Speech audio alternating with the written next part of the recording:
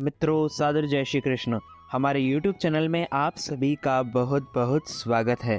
मैं हूं आपके साथ विशाल शास्त्री। निर्जला एकादशी, ज्येष्ठ शुक्ल पक्ष निर्जला भीमसेनी एकादशी 2023 साल की सबसे बड़ी एकादशी निर्जला एकादशी होती है।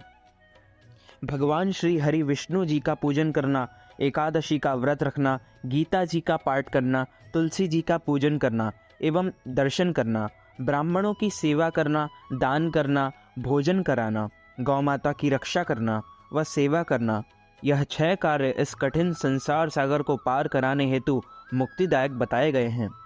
पूरे वर्ष में 24 एकादशी आती है, लेकिन जिस साल अधिक मास या पुरुषोत्तम आता है उस साल 2 एकादशी अधिक यानी कुल मिलाकर 26 एकादशी आती है। निर्जला एकादशी व्रत करने से पूरे साल की 26 एकादशियों का पुण्य मिलता है। प्रत्येक महीने में 2 बार, एक कृष्ण पक्ष व दूसरी शुक्ल पक्ष, दोनों में ही एकादशियों का भिन्न भिन्न महत्व हमारे पुराणों एवं धर्म ग्रंथों में बताया गया है। एकादशी का व्रत भगवान श्री लक्ष्मी नारायण जी का परम प्रिय व्रत है। एकादशी का व्रत करने से मनुष्यों के कई जन्मों के पाप जड़ से नष्ट हो जाते हैं तथा पुण्यों का उदय होता है। जब मनुष्य के जन्मांतर के पाप नष्ट हो जाते हैं तभी उन्हें सांसारिक एवं भौतिक सुखों की प्राप्ति होती है। इस बार ज्येष्ठ मास के शुक्ल पक्ष की निर्जला एकादशी भीमसेनी एकादशी तिथि का आरंभ 30 मई 2023 को शाम 6:17 से हो जाएगा। वह एकादशी तिथि का समापन 31 मई 2023 के दोपहर 1:47 पर होगा। अतः जो शुद्ध एकादशी होगी वह 31 मई 2023 बुधवार को ही रहेगी। इसी दिन सभी भक्तजनों व माताओं बहनों को निर्जला एकादशी का निराहार व्रत रखना चाहिए एवं निर्जला एकादशी व्रत का पारना अर्थात व्रत खोलने का सही समय पारना मुहूर्त 1 जून 2023 गुरुवार को सुबह 5:50 से लेकर 7:50 तक व्रत खोलना है, अर्थात इस दौरान व्रत का पालना कर लेना चाहिए। अगले दिन यानी कोई और व्रत करना है जैसे प्रदोष, मंगलवार, ऐसे में फल, जल या फलाहारी वस्तु से व्रत का पालना करें। जो भक्त एकादशी का व्रत करते हैं उनको दशमी से लेकर द्वादशी तक कुछ महत्वपूर्ण नियमों का पालन करना चाहिए। दशमी के दिन एक समय शुद्ध एवं सात्विक भोजन करें। इस दिन चावल, लहसुन, प्याज, मांस, मदिरा, मसूर दाल, कटहल की सब्जी का उपयोग नहीं करना चाहिए। दशमी के दिन पराये अन्न अर्थात दूसरे के घर का भोजन नहीं करना चाहिए। शहद नहीं खाना चाहिए। ब्रह्मचर्य व्रत का पालन करना चाहिए। एकादशी के दिन सुबह जल्दी उठकर स्नान करके पूजा अर्चना करें। एकादशी व्रत का संकल्प धारण करें। सूर्य भगवान को अर्घ्य दें। माता पिता को प्रणाम करें। तुलसी जी का पूजन करें। गौ माता का पूजन करें। इसी दिन अन्न नहीं खाना चाहिए एवं व्रत करना चाहिए। निर्जला, निराहार या फलाहार करके सर्वोत्तम फलाहार गाय का दूध व फल होते हैं। एकादशी के दिन झूठ ना बोलें, क्रोध ना करें, लड़ाई झगड़ा एवं वाद विवाद बिल्कुल ना करें। ब्रह्मचर्य व्रत का पालन करते रहना चाहिए। दाढ़ी कटिंग व शेविंग ना करें। किसी का भी आप अपमान या अनादर ना करें। दिन में ना सोए, रात्रि जागरण करें। पूजन पाठ करके ब्राह्मण के मुख से ही एकादशी व्रत कथा का श्रवण करें। कथा सुनने के बाद उन्हें दक्षिणा भी प्रदान करें एवं शुभ मुहूर्त में एकादशी के अगले दिन ही व्रत का पालना करें। इस बार निर्जला एकादशी 31 मई 2023 को ही रहेगी। बोलो श्री लक्ष्मी नारायण भगवान की जय। वृंदावन बिहारी लाल की जय। गिरिराज धरण की जय। श्री यमुने महारानी की जय। श्री गुरुदेव की जय। श्री लाडले लाल की जय। आज के आनंद की जय। भीमसेन व्यास जी से कहने लगे कि हे पितामह, भ्राता युधिष्ठिर, माता कुंती, द्रौपदी, अर्जुन, नकुल और सहदेव आदि सब एकादशी का व्रत करने को कहते हैं, परंतु महाराज मैं उनसे कहता हूँ कि भाई मैं भगवान की शक्ति पूजा आदि तो कर सकता हूँ, दान भी दे सकता हूँ, परंतु भोजन के बिना नहीं रह सकता। इस पर व्यास जी कहने लगे कि हे भीमसेन, यदि तुम नरक को बुरा और स्वर्ग को अच्छा समझते हो तो प्रति मास की दोनों एकादशियों को अन्न मत खाया करो। भीम कहने लगे कि हे पितामह, मैं तो पहले ही कह चुका हूँ कि मैं भूख सहन नहीं कर सकता।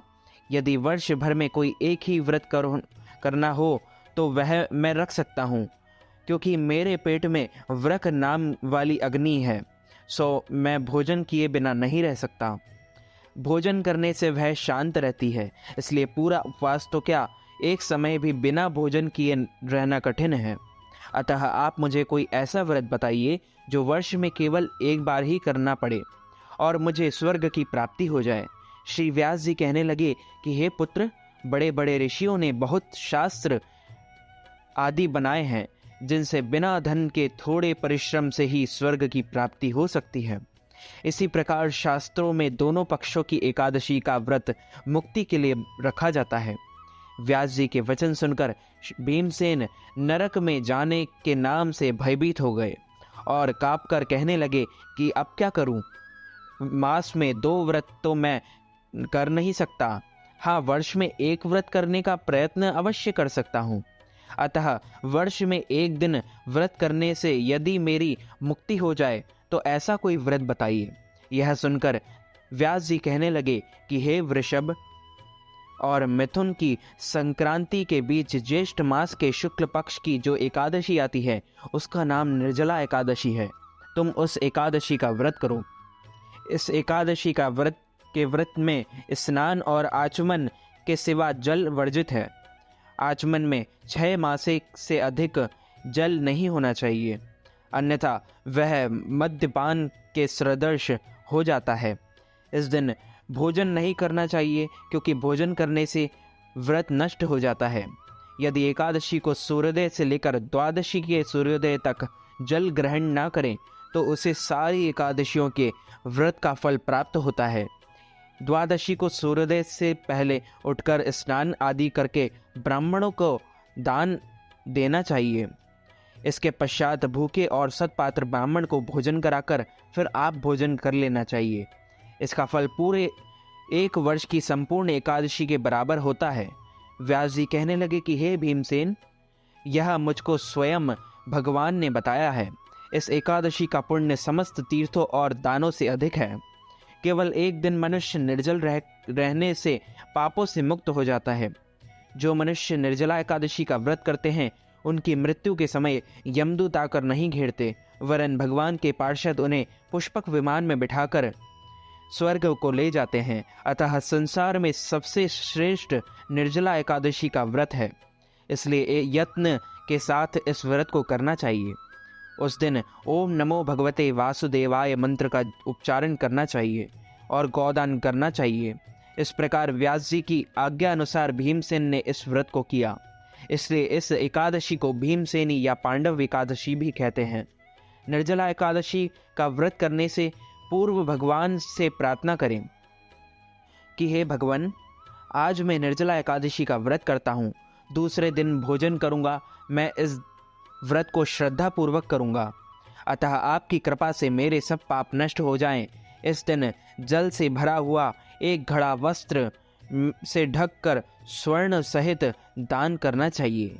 जो मनुष्य इस व्रत को करते हैं उनको करोड़ पल सोने के दान का फल मिलता है, और जो इस दिन यज्ञादिक करते हैं उनका फल तो वर्णन ही नहीं किया जा सकता।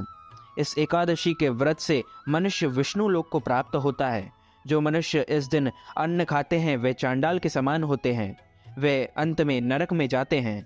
जिसने निर्जला एकादशी का व्रत किया है वह चाहे ब्रह्म हत्यारा हो, मद्यपान करता हो, चोरी की हो या गुरु के साथ द्वेष किया हो, मगर इस व्रत के प्रभाव से स्वर्ग जाता है।